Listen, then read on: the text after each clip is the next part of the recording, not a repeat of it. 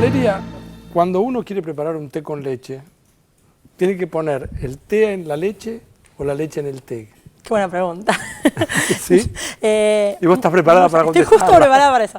Mucha gente va a decir, no, yo lo hago al revés, a mí me funciona mejor. Cada uno obviamente lo va a hacer como quiere, pero lo que sí es interesante saber es qué pasa con la leche y con el té cuando se juntan. Si uno agrega... ¿Tiene sentido la pregunta? Empecemos por ahí. Podemos usarla como un sentido químico para contar qué es lo que está pasando y para llevarla a otro lugar donde sí va a tener más sentido lo que vamos a contar, que tiene que ver con las proteínas y su desnaturalización, que ahora vamos a llegar a eso. Bueno. ¿Qué pasa con el té? El té tiene algo que se llaman taninos. Los taninos son los que le dan esa propiedad astringente, eso de me lo pongo en la boca y me queda como seco, como si en la lengua se siente algo seco. Esos son los taninos del té. ¿La yerba tiene también taninos? Sí, la yerba también tiene taninos, el café también tiene taninos. Entonces, cuando uno se sirve el té, sí. Vamos a servirnos una taza. Pero dejate lugar para la leche, si no... Sí, un poquito de lugar. Lo que vamos a tener ahora es una gran pileta de té muy caliente, a la que le vamos a agregar la leche. La leche lo que tiene son proteínas. Entonces, cuando nosotros agreguemos un chorrito de leche al té, lo que va a pasar es que automáticamente la leche y las proteínas de la leche van a entrar en contacto con tan grande temperatura. Entonces, las proteínas de la leche se van a... La leche está fría. La leche está fría, se van a desnaturalizar. ¿Qué quiere decir eso? Una proteína, todos estamos formados por proteínas, funcionan para un montón de cosas en el cuerpo, entre ellas son enzimas, quiere decir que son las que aceleran algunas reacciones que si no, no podrían ocurrir en tiempos vitales.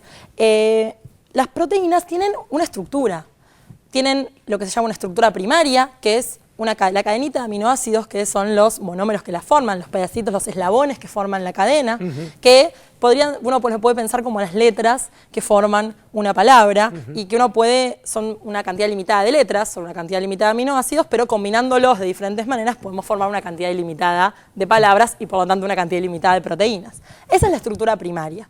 Pero después la proteína va a adquirir una estructura en el espacio. Va a adquirir una estructura que se llama secundaria, que tiene que ver con cómo interactúan estos aminoácidos que están cerquita entre sí y van a ser de dos maneras. Una es la que se llama una estructura tipo beta plegada, que es como si fuera una hoja de papel cuando la plegamos, o bien una estructura que se llama alfa hélice, una hélice. Y después tenemos una estructura terciaria que tiene que ver con que o se hacen como un ovillito de lana y se llaman globulares, y es por ejemplo la de la clara del huevo, o forman fibras, y en ese caso es como por ejemplo el colágeno. Tenemos una estructura que es mucho más resistente. Cuando nosotros calentamos las proteínas, la estructura terciaria, la estructura secundaria y algunas que hasta tienen cuaternaria se pierde. Entonces solamente nos queda la cadenita de los aminoácidos.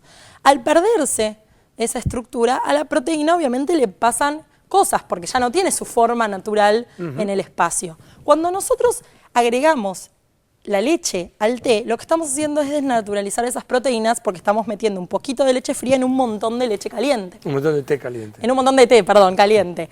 Las proteínas de la leche lo que hacen es enmascarar a los taninos del té y hacen que no sintamos esa sensación de astringencia. Si a nosotros no nos gusta que el té sea muy fuerte y no queremos esa sensación de astringencia, lo que conviene es primero poner la leche y después poner el té. Porque entonces a las proteínas de la leche no les va a pasar este proceso de desnaturalización tan rápido. ¿No les va a pasar? No, les va a pasar con más tiempo, pero no van a sentir toda esa cantidad de té caliente de repente en una cantidad chiquitita de leche fría. Espera que te quiero hacer una pregunta. Sí. Pero ¿qué diferencia hay? Si vos tenías la leche ahí, yo tengo el té acá. Sí. ¿Qué diferencia hay que yo haga así o haga así? Tiene que ver con el contacto de la temperatura de la leche con el té. Bueno, pero inmediatamente o no. Pero inmediatamente es igual de cualquiera de las dos maneras. No es igual. A ver, porque explícame. uno al agregar el té a la leche va haciendo que la temperatura de la leche aumente, pero más gradualmente. Obviamente todo depende de las cantidades. Una gotita de leche no hace diferencia. No, pero estamos hablando de las cantidades que vos pusiste. Sí, en esas cantidades, al tener primero la leche e ir agregándole el té, como la temperatura de la leche, como la leche está fría, la temperatura de la leche va subiendo gradualmente, le damos tiempo a la leche de que enmascare esos taninos que va tocando, digamos. Si yo llego a enmascarar, el té no nos va a quedar tan fuerte. Pero si lo hacemos al revés, como rápidamente se desnaturalizan, no llega a enmascarar nada. Y entonces el té lo sentimos más fuerte y más astringente. Entonces lo que conviene es tener leche y poner el té arriba. Sí, si uno le gusta tomar el té sin tanta sensación de astringencia. Bien. Esto entonces de desnaturalizar proteínas lo usamos todo el tiempo en la cocina. Cocinar un huevo nosotros ¿Querés cuando cocinar? vamos a cocinar un huevo, Dale. estamos desnaturalizando las proteínas de la clara. ¿Con qué lo cocinamos nosotros? Con fuego, ¿no es cierto? Sí. Bueno, pero hay otra manera de hacerlo, que es con alcohol. Yo acá tengo una buena cantidad de alcohol Sí.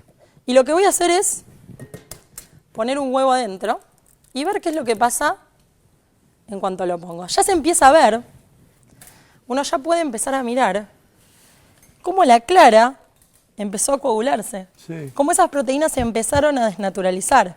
De hecho, si uno lo deja más tiempo, lo que va a terminar teniendo es un huevo prácticamente cocido. Este está hace aproximadamente 1 hora y ya lo tenemos casi cocinado. Pero déjame que te haga esta pregunta. ¿Uno puede comer eso con el alcohol? No, ese es el problema. Pero bueno, es una manera linda de explicar. Bueno, uno puede comerlo con el alcohol. El problema es el efecto que va a tener ese alcohol después en nuestro Sí, cuerpo. claro. Pero en realidad es otra manera de cocinar un huevo. Es desnaturalizar proteínas. Y si uno tiene una fiesta, un aperitivo, puede ser un trago largo, pone el alcohol, pone el huevo y lo come todo junto. Se llama Valeria Edelstein, es doctora en ciencias químicas y juega con nosotros y nos cuenta cómo la ciencia, cómo la química interviene en la cocina. Seguimos.